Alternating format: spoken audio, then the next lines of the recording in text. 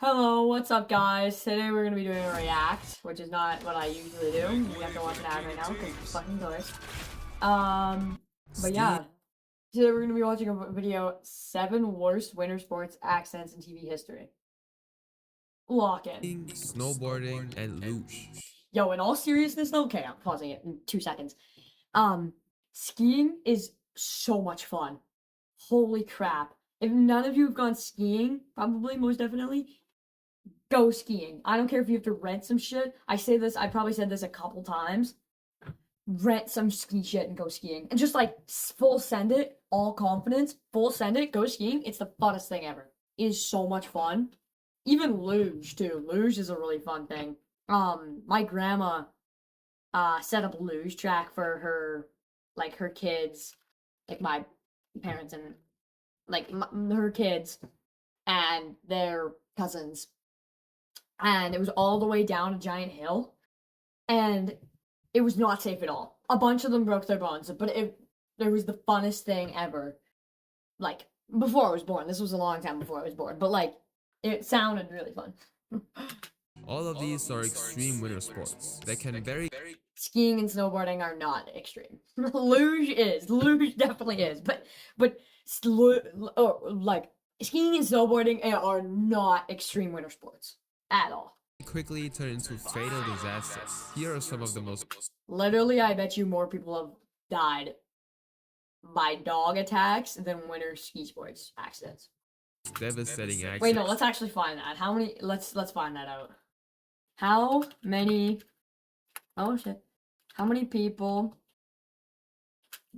die each year from skiing or snowboarding? 40 to 50 people from dog attacks.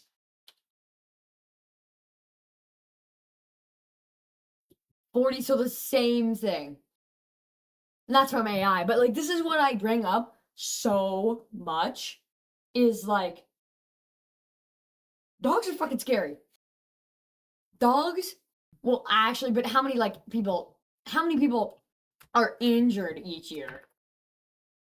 Are injured by dogs each year?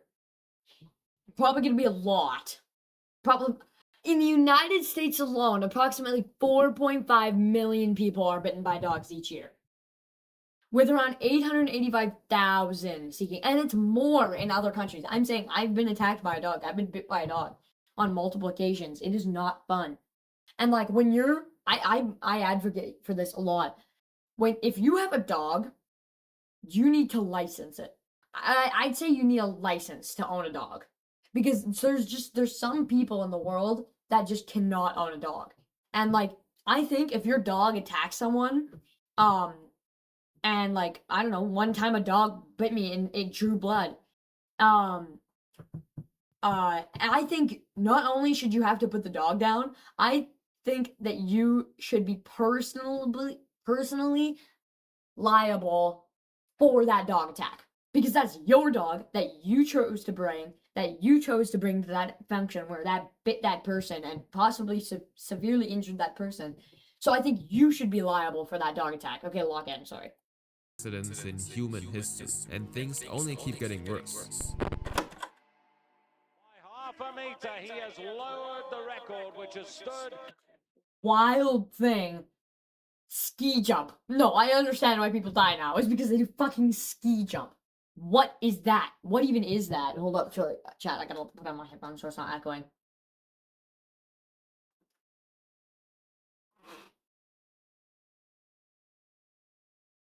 Alright. Ski jump. Like, you are getting sent hundreds of feet in one direction in the air, and you land on your feet. Not on a mat, on hard snow and rock on your feet. How do people not die? And I know it's on an incline, so you're kind of like falling with the plane, but still, dude, like, that would actually, like, I would never be able to do a ski jump. I do jumps at like doing downhill skiing all the time. I'll do like 360s, I'll do stuff like that. But like doing a giant ski jump where like if you were dropped from that height and you didn't have an incline and if you would die like that without any special conditions, that is just insane. Since 1990. It's March 25th, 2021, and Daniel Andre Tane is competing in the Holy, this is fucking loud. 2021 FIS Ski Jumping World Cup, an extremely dangerous Do you know that movie about that ski jumper, that famous ski jumper? That's a good fucking movie. activity that Rocket involves launching yourself off of a steep ramp to jump as far as possible. Daniel is no beginner at the sport, since he already won the Olympic gold medal in 2018. But even for pro athletes like him, the smallest mistake can quickly turn fatal. During his warm-up round, Daniel launches himself off the ramp, and he reaches a speed of around 62 miles per hour. But just a few Ooh, damn, that's a lot of kilometers an hour. That's like 100 kilometers an hour. That's as fast as a car. seconds after takeoff, something goes incredibly wrong. He loses control in midair, and Uh-oh. Oh my god. Voice doesn't quite match it. We have a fix. Sound off of the voice that matches. starts spinning. And as quickly Oh as my he shot god. up, he crashes to Oh the my ground god. at enormous Oh my speeds. god. He lands on his back and slides down the slope for approximately 650 feet. The harsh Holy shit. impact results in a broken collarbone, a punctured lung, and severe trauma. He's unconscious. Medical teams quickly jump into action, but he's clinically dead. For a whole 4 minutes, he has no heartbeat. When the medics fortunately manage to stabilize him again, he's rushed to the hospital via helicopter, where he's placed in a coma. Ooh. And he's still in the coma to today. No, I'm just kidding. His recovery is surprisingly impeccable. Only a week later, he's released from the hospital and is stable enough to go home. Ja, når du sier det å hoppe igjen, når tror du det er realistisk at vi får se deg sett utfor? I hope that's not the first question the interviewer asked him, because that's a really not sensitive question. Håper jo at jeg får hoppa I juli, at jeg får begynt på da. In just 8 months after the incident, he's not only recovered, but won the 2022 Ski Jumping World Cup. Damn, son. That's impressive. Holy shit. The fall you just witnessed is nothing compared to this next case. Garrett Bartelt wasn't your normal skier. He loved the extreme sides of it, skiing down steep mountains with hard rocks. And with those sorts of activities, it's just a matter of time until something goes from exciting to life. It's definitely going to be like an avalanche or something. Avalanche, because avalanche probably causes the most ski deaths, like 30 to 40 definitely. Threatening. And exactly that happened in 1992 during the World Extreme Skiing Championships. At 27, he already made it to the semi-finals, securing him a spot in the top 10 position. And in this round, you can see him standing at the peak of this giant mountain in Alaska without a helmet. And then he starts going. My god. Okay. If you're on the ski hill, if on a ski hill, and you are an extremely experienced skier or snowboarder, I'm talking more than 20 years, I think it's fine if you don't wear a helmet. But if you have less than 20 years experience and or you're doing dangerous ass shit like this and you're not just like going down the hill for fun, wear a fucking helmet. Going. Here it chooses one of the steepest and most technical lines on the 1,000-foot summit. But just as he approaches the toughest part, a 55-degree slope, He instantly regrets his Oh. decision. he starts cartwheeling down a 3,000-foot mountain, bouncing off of rocks, his body flipping high into the air. It's a brutal sight for the commentators and everybody watching. They can't do anything to stop him from falling. They're so shocked, the only thing they can say while he's tumbling down is, after 800 gruesome feet and 37 seconds of falling, I would thug that shit out. No, I'm being so for real. That's happened to me before. Like, not that serious, but like I've at like on the mountains and shit, Black Diamonds, fell down it, cartwheeled all the way down it. You're fine. Like you're wearing if you're wearing a helmet, very key thing, wearing a helmet, and you like know how to just tuck yourself in. Fuck, you just tuck yourself in. Find a way to make yourself like a cylindrical shape, and then you just fucking roll down that hoe. And then it's like, yeah, you'll be dizzy as fuck, and like your head will hurt, and you'll probably have a concussion, which is happened to me on multiple occasions. But you're not dead, and you're not. The most important part actually is when you start feeling that you're like gonna fall, don't fall face first. Fall to the side, because then when you fall to the side, you're just rolling down. It's better to roll down like horizontally than vertically, because then you're smashing your head every 2 times you flip. And then you're bending your neck, and that's what kills you. And it's like your chest bending from that vertical. But if you're just spinning, you might throw up. You might even go unconscious. But you just spin. So that's like a guaranteed win rate, you know what I mean? But like, because you start cartwheeling, you're getting that vertical motion, you start flipping, you start, like, your arms get broken, your neck gets broken. But like, there's been multiple times where I'll just tuck in and just roly-poly down a hill. His body comes to a halt. Immediately, a medic hurries No shit. to his side, since this sport comes with these kinds of risks. And God knows how, he's actually alert and conscious. What? What? That is insane. So he actually thugged that shit out. No, I'm being so serious. He actually thugged that shit out. See, that's what I'm saying. Like, some of these they're just built different. Some of these Olympic skiers are built different. That's why, like, if it's your average person doing the ski jump thing or this thing, they're dying. Even me, sometimes when I take a nasty tumble down a hill when I'm skiing, even when I just roll, I've had times, I haven't gone full unconscious, but like I've had times where I'm like, if I close my eyes right now and stop and I just let my body go, I'd pass out for the next 4 hours. And it's scary. It is a scary feeling.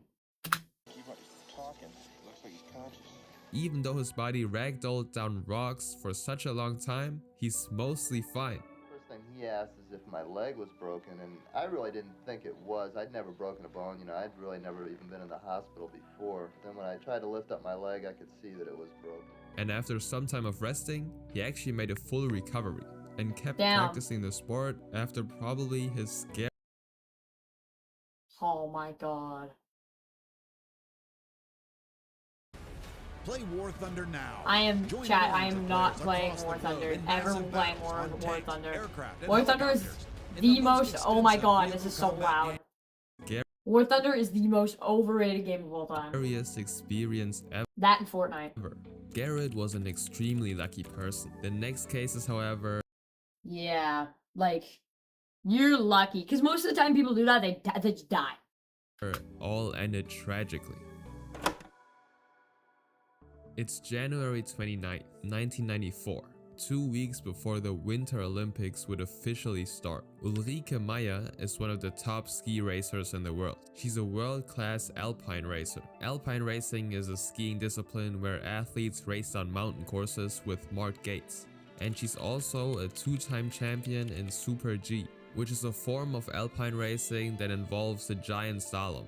But today isn't about the Olympics yet. It's about the Women's World Cup in Germany. The event is being broadcasted live on TV, and fans, including her own daughter, are watching her in person. Ulrike is about to race, giving it her all. Uli Meier, Sie kommen aus der Besichtigung zurück. Wie präsentiert sich diese Strecke heute? Ja, die präsentiert sich nicht so gut. Es ist brutal eisig. Also sehr, sehr glatt und da müssen sie jetzt. Oh boy, that is not a good thing to hear, especially if you're a daughter and she says very, very slippery.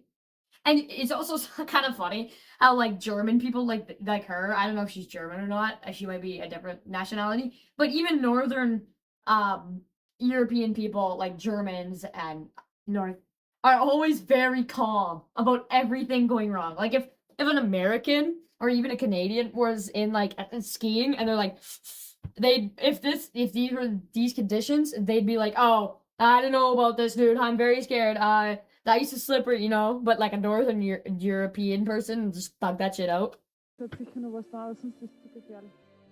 And she's just like, it's too dangerous. Just like, just tough shit, she just goes Downhill down. race starts off great. Her form is immaculate, and she's showing the world once again what kind of skill and precision she actually has. She completes the upper sections of the course and reaches a speed of around 65 miles per hour. She's now less than 20 seconds away from the finish line when suddenly Oh! Her right Oh my god! Oh my god! Oh my god, you know how much that would hurt. Oh my god, you have no idea how much that would hurt. ski catches an inside edge of soft snow, causing her to lose control completely. She's thrown off course immediately, and her body strikes a hard pile of snow at enormous speeds, and she breaks her neck. Despite Oh no. wearing a helmet, the world and her 4-year-old daughter witness live as she lies there, unconscious. Medical teams come to the rescue, and a helicopter flies her to a nearby hospital. There's nothing they can do though. She unfortunately succumbs to her injuries. Her death remains one of the darkest moments in the history of competitive skiing. Oh boy. It's March 10th, 2012, at Grindelwald, Switzerland. It's the 8th final of the Ski Cross World Cup season, an event where skiers race down a course filled with turns and jumps. Ski cross is often called one of the most dangerous disciplines in skiing because of the high velocity and sharp turns. But Nick Zorich is no stranger to these risks. He's representing Canada on the world stage. Yeah, represent. With a decent track record. He already finished second at the Ski Cross World. Something that I think we just say as like commoners, muggles, if you will, way too often in our lives is just be like, oh yeah, he got third in the Olympics. Oh, or like he got sixth in the Olympics. Huh, must have been pretty bad. Do you know how hard it is to get into the Olympics in the first place, let alone place in the Olympics? It is insanely difficult. Insanely difficult. One of the probably top 10 hardest things you could do in life. I'm being so serious because the something for as long as sport is around for, the harder and harder it is to get good at it. Like chess has been around for hundreds of years, and it takes your whole life to become a chess grandmaster. Marvel Rivals has been out for less than a year, and it takes 5,000 hours to get good at. You know what I mean? And to get really, really good at, like competitively placing good. Counter-Strike has been out for 15 years. It takes tens of thousands of hours to become. So the longer game is out for, the more people are going to spend their whole life working at it, or a bigger chunk of their life working at it. So you're going to have to spend an even bigger chunk of your life working at it. World Cup in 2011. The day of the event starts like always. The fans are cheering and excited to watch the race, while the athletes are mentally preparing themselves for the next couple of minutes. The moment Nick starts, these guys look like they're wearing baby bibs. He's in top form. He's going through the upper sections of the course without any big problems. He's just slightly behind the others. He's traveling at around 60 miles per hour when a section comes where he needs to jump. And this is where things take a turn for the worse. He misjudges the final jump and launches off the edge. Oh, no, that doesn't He look like that flies to hurts the that bad. right and misses the landing zone entirely. Nick crashes into the safety netting. The impact is catastrophic. The viewers don't realize the tragic event that just happened in front of their very eyes. Medical teams rush to his aid, but it's simply too late. Despite all the safety precautions, Nick sustains fatal head injuries. At just 29 years old, Nick Zorich's life comes to an abrupt and heartbreaking end. Dude, this video is so sad. On live TV. This very thing ended up sparking a lot of talk about the safety regulations of the sport. And a lot of people, including his family, are convinced that his death could have been prevented. The police, however, reported that this was just another sporting accident and not due to any. Yeah, I mean, like, it's not like the safety measures are too bad. It's just some shit that happens, you know what I mean? It's like, and also, when you have millions and millions of people competing at one sport, and one person dies, they're not going to change the safety regulations on that specific sport. Because just shit happens. And I know that's a tough thing to say, but yeah. Any flaw on the ski course. His family then established the Nick Zorich Foundation to promote safety in skiing and ensure that no other athlete has to suffer the same fate as him. This next case also shows how one simple, tiny mistake can cost you your life.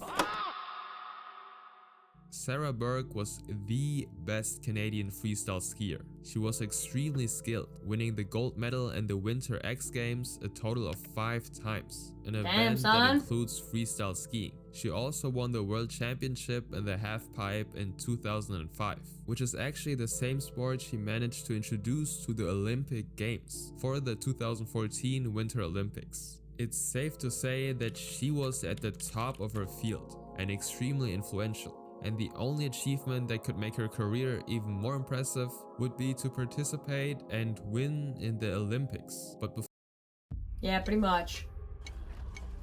Because, like, I know this is a sad thing to, not sad, but like a disappointing thing to say, but nobody takes a skier, like, really any sport that's like track, anybody who just track, no one's gonna take you professionally seriously unless you have not been in the Olympics. And like, obviously people that know you will, but like, the world will never take you seriously until you compete in the Olympics. And I know it's not that much of a margin, but the Olympics is just so much more heavily funded that it's so much different.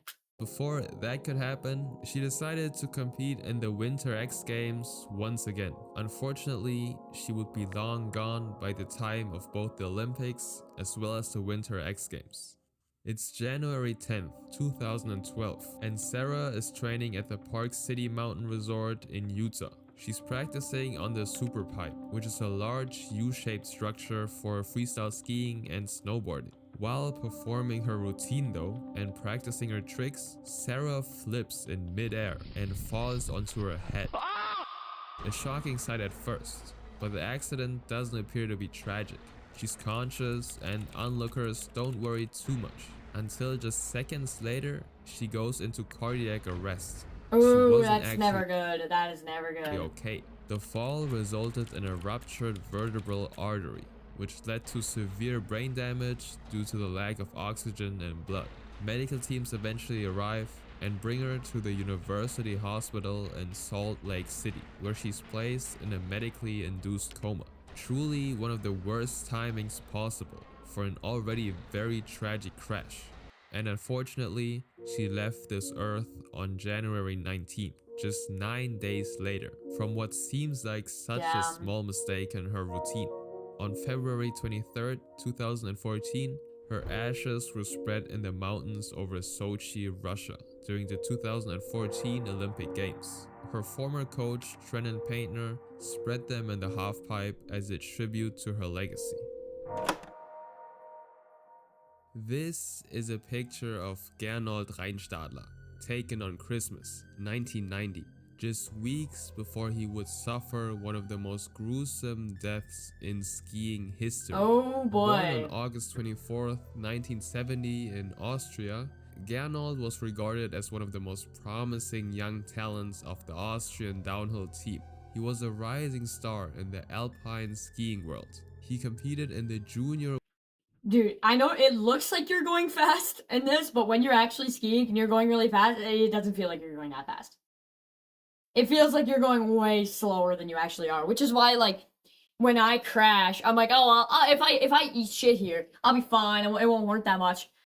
But then when I not wake up, but like I'm then conscious from eating shit on a hill, I'm like, what the fuck just happened? And I'm like winded, and I'm just like, oh boy, it's bad. It's worse. The crashes are worse than they look. No, the crashes are the exact same as they look, but you're going a lot faster than it seems on the hill. Junior World Cups of 1988 and 1989, and was also able to win 3 medals in the Austrian Junior Cup. His future seemed destined for greatness. January 18th, 1991 was one of the most important days of Gernot's career. It was his chance to prove himself, to solidify his place among the best. He had been selected to compete in the qualification round for the legendary Lauberhorn race in Switzerland. If you're not familiar with the Lauberhorn, it is the longest and most challenging downhill race in the Ski World Cup. It stretches over 3 miles, and skiers can reach speeds of over 100 miles per hour. Only the 30 fastest competitors would even have the opportunity to be on the world stage. And My Gernot god. 100 miles an hour? That is like 180 kilometers an hour. was one of them. Starting as number 44, he was filled with energy, so much so that his teammate Erwin Resch considered pulling him aside to warn him about being too reckless during the warm-up. He held back, however, thinking that a young athlete like Gernot shouldn't be limited in any way. The qualification race was broadcast live, and for the first 2.5 minutes, Gernot raced down the course successfully. It seemed like the world would see him attending the World Cup very soon. But right before he's able to reach the finish line, something so disturbing yet unbelievable Oh my happens. god. Oh my god. Gernot loses Oh control and my crashes god. into the safety nets at full speed. But instead of saving him, the net becomes a death trap. One of his skis gets caught in them, while he proceeds to fly off. A significant portion of his pelvis cracks, and he's almost my ripped god. into 2 parts. Oh the video my is god. way too graphic to show you, but he's Oh able my to do the god. splits without any prior training, it Oh seems my like. god. The white snow is now Oh covered in red. My Paramedics god. rush to his side. Oh my god. I'm sorry, Chad. I'm sorry. But like, that is scary. That is insanely scary. Trying everything in their ability to mitigate the damage, until a helicopter transports him to the local hospital. He has a 6-hour emergency surgery with numerous blood transfusions, but it's not enough. Gernot unfortunately leaves this earth shortly after midnight on the 19th. His death sends shockwaves to the entire skiing world, and definitely left thousands of people traumatized. The 1991 Wow. Lauberhorn race was cancelled in his honor, and more importantly, his accident led to significant improvements in safety measures, especially in the redesign of Hazel, Walmart's Black Friday deals are on now. Oh, I'm way ahead of you. I'm so excited. Mark's pre-Black Friday 4-day sale is on now. Visit marksandmarks.com.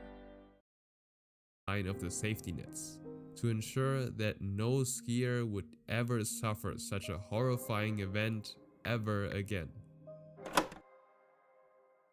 Conquering Mount Everest is both an impressive and scary feat for the majority of climbers. 4.4 people die every single year. So, how do you have 0.4 of a person die every year? Are they just averaging it out? Because then why the hell would you not just have like a number? Just round down 4? Question mark. I guess they have to do 4.4 because there's so little of a number that if they round down, that'd be canceling out like a person every year in that Trying statistic. to get up and then down again. But for some, even this is not enough to make them feel alive. Marco Zoffretti was a French snowboarder and mountaineer, but instead of doing both of these activities separately, he decided to combine them into one extremely dangerous but exhilarating sport. In 1996, only about a year after he learned how to snowboard, Marco decided What? What? I've been able to ski for 9 years. Would never do that. Would never, ever in my entire life think of ever attempting that. to take up the challenge of climbing mountains for the sake of getting back down again by snowboarding. He made his first big descent from the Mallory route on the north face of the Aiguille du Midi, a descent that was around 3,300 feet, with passages close to 55 degrees, which is very steep. And this would be the very extremely beginning of him steep. risking everything to make his life a bit more exciting. At the end of the season, he made the first ever snowboard descent of the mountain Chardonnay, choosing yet again a route with 55-degree passages that could very much end him tragically. He made this descent with the help of his friend Philip Fort, who would later die in an avalanche, which is not an uncommon thing. Marco's brother Pierre also perished in the same way. These kinds of tragic events happening to loved ones might scare off a lot of people. But Marco just kept going bigger and bigger. not caring about the risks. The next couple of years, he would continue to add more descents to his resume. In 1999, he did the first snowboard descent and second ever descent of the Mont Blanc on the Aiguille Verte, 3,280 foot line, and sections reaching 60 degrees, a feat that solidified him among the world's best extreme snowboarders. After risking his life a couple of times over, he decided to go for the creme de la creme, a descent down Mount Everest. He wanted to be the first ever to achieve the impossible. And on May 23rd, 2001, it was time to make this very dream a reality. It was a day after his birthday, and Marco just reached the summit of Everest. With the help of extra oxygen, this is scary. Oh my god. I don't know if I'm gonna be able to handle this. I hope it's not some vicious, brutal death. alongside two Sherpas, who are an ethnic group that Sherpas save foreigners' lives. Sherpas, if we didn't have Sherpas, I think 10, like at least 10, probably like 60 more foreigners would die every year from climbing mountains. So if you don't know what Sherpas are basically, he might explain it in the video, but Sherpas are basically guys, locals, that know the mountain very good, that carry all your shit for you. So you don't have to carry your shit. So it causes tourists and stuff to want to climb the mountain more.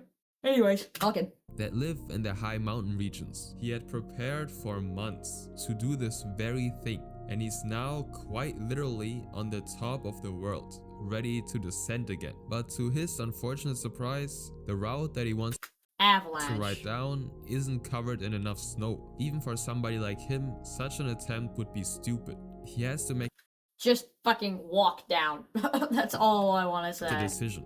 Giving up now would be absolutely tragic, since he surprisingly wasn't the only one crazy enough to try this. Just the day before, Austrian climber Stefan Gatt reached the summit alone, without any help, and descended Mount Everest with his snowboard successfully. He, however, stopped midway through, since he found the snow to be too hard at that altitude. That meant, if Mark managed to have an uninterrupted descent down Mount Everest right now, he would still be the first person ever to achieve this goal. So instead of choosing his preferred route, the Hornbein Couloir, which he deemed the holy grail of snowboarding, he's gonna choose the Norton Couloir, which has enough snow to make this thing possible. And just like that, he starts descending. After just 600 feet though, a fastening trap on his snowboard breaks due to the cold, meaning his boot isn't secured to the snowboard anymore. That's scary though. Like my dad, that's happened to my dad. I'm a skier, my dad's a snowboarder.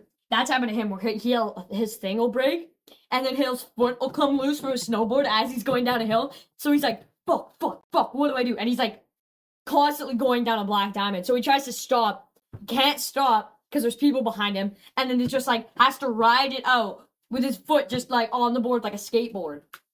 Anymore. This could very much turn south in a matter of seconds. Luckily, one of the Sherpas manages to repair it by improvising, and he continues to descend more than 11,000 feet with a slope of 40 to 45 degrees, and arrives at the base camp just 4 hours after being on the highest point of Earth. Once he actually settled, the news spread to everybody invested in snowboarding, making him the first person So where does he die? to descend down the world's highest mountain continuously. But he wouldn't be in this video if this was the end of the story. And here we go. Things unfortunately only go downhill from here. Marco wanted to climb Mount Everest a second time, and this time descend by the Hornbein Couloir, the route he wanted to take the first time around. So on Sunday, September 8th, 2002, he started preparing again. August 14th, 2002. Marco goes to the base camp, the place where he can adjust to the high altitude. He looks through a telescope and he finds plenty of snow, which gives him the confidence he needs to descend with a snowboard. Oh my god, dude. Nobody cares. Snowboard a second time. After a while of getting used to the more difficult conditions, Marco and his team, so the other Sherpas, begin their real ascent, aiming for the higher camp on. Anybody in this chat, could you do this? Do you think you could do this? I say absolutely no, nobody can do this. But maybe some people in here are experienced skiers. I have no idea. Mount Everest. The conditions, however, are brutal. Snowstorms and avalanches are tearing through the north face. Over the next couple of days, the Sherpas work on fixing the ropes and carrying the gear until they finally settle into Camp 1, which is at around 21,000 feet. Although they are nowhere near close to the summit yet, Marco is actually experiencing headaches, which wasn't really a problem the first time. But despite those difficulties, they still continue until they reach Camp 2, with the conditions not looking any better. Snowstorms and icy sections are still present. And then they reach Camp 3, which is also called the Death Zone. They reached altitude so high that the human body can no longer adjust or recover, which means that the body starts to break down. And this time around, Marco feels its full effect. Things aren't going well. Boy. His entire body is aching, and with these kinds of snowstorms, snowboarding would be a no-go. But eventually, there are actually good news. Marco called his trusted meteorologist over a satellite phone almost every day to check the weather conditions. And just then, he forecasted a window of time where he could actually snowboard down Hornbein Couloir with good weather. September 8th is the day he could finally descend Mount Everest a second time. And the final day rolls around. The morning begins early.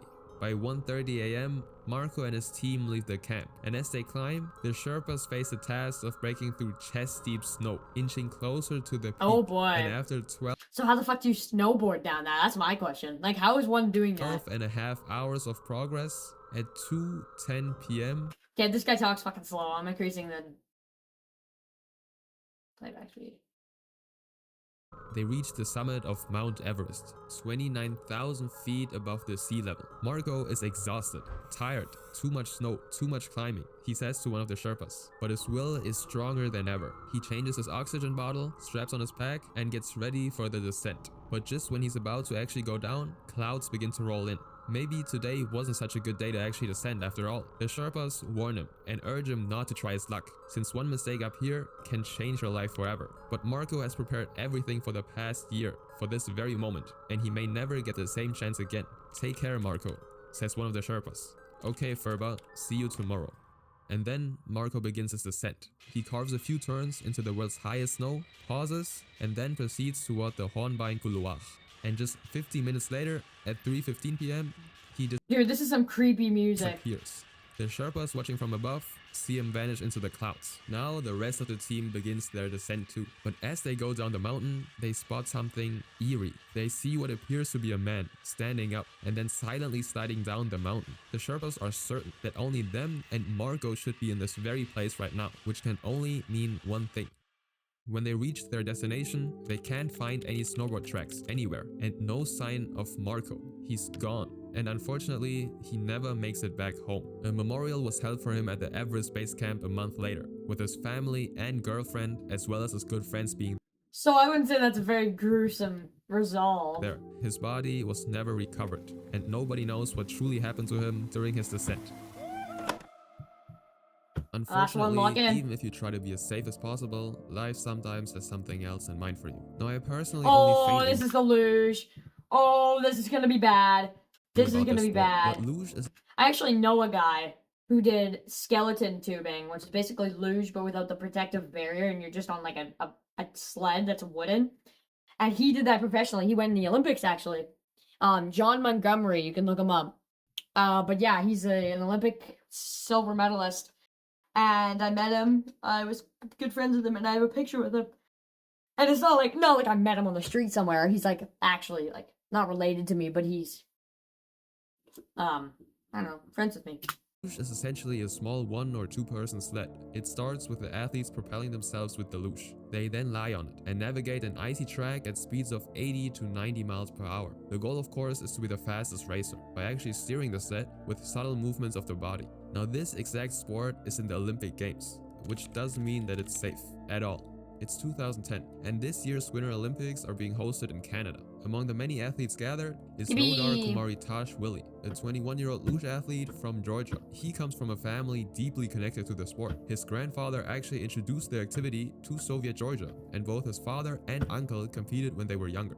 The venue where the luge athletes will be competing is the Whistler Sliding Center, but before the Olympic Games even began, there were already a number of concerns about the place.